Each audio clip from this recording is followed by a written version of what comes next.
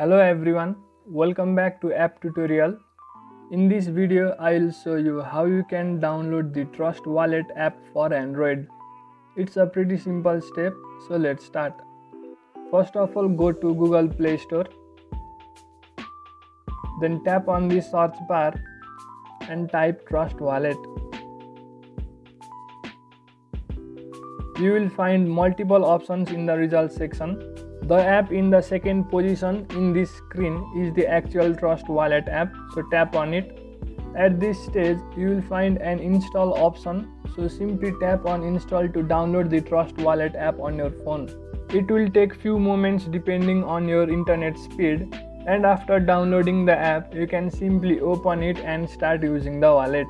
Hence, in this way, you can easily download the Trust Wallet app for Android. Well, that's it for the video. I hope you found this helpful. Make sure to leave a like and subscribe to the channel for future videos.